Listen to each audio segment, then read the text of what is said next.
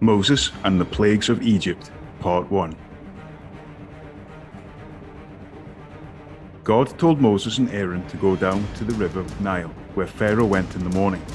They had a message from God to give to Pharaoh.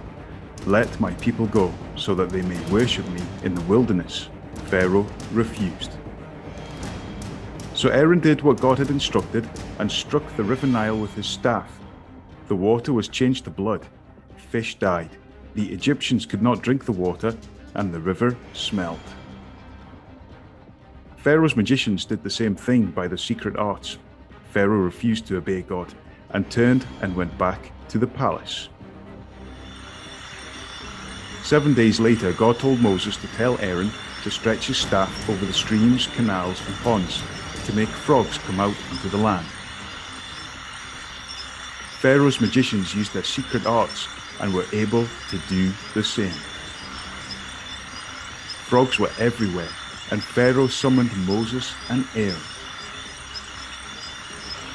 "Pray to your God to take the frogs away from my people, and I will let your people go," promised Pharaoh.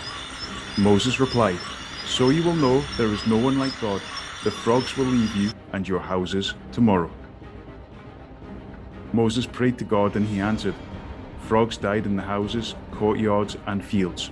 The dead frogs were piled into heaps, and the smell was really bad.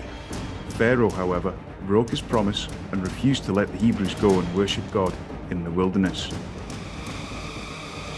So God told Moses to tell Aaron to strike the dust with his staff, and the dust would become gnats. Pharaoh's magicians tried but could not do this. "This is the finger of God," they told Pharaoh. Gnats were on people and animals everywhere. Pharaoh still had a hard heart and refused to let the Hebrews go and worship God. Early in the morning, as Pharaoh went down to the river, Moses and Aaron told him what God had planned next. Swarms of flies would buzz around the Egyptians, but not the Hebrew slaves living in Goshen. Dense swarms of flies came into the palace and the house of the Egyptians. But the flies stayed away from the Hebrew slaves. Pharaoh summoned Moses and Aaron. "I will let you go and offer sacrifices to your God, but you must not go far. Now pray to God to stop the flies." Moses prayed, and the next day the flies left. But Pharaoh broke his promise and refused to let the Hebrew slaves go. Moses went to Pharaoh again. "If you refuse to let my people go, tomorrow God will bring a terrible plague on your horses, donkeys, camels, cattle, sheep, and goats. But livestock of the slaves will be spared." The next day, the livestock of the Egyptians died. Pharaoh investigated and found out that the animals belonging to the Hebrew slaves were alive and well, but he refused to let God's people go and worship him in the wilderness.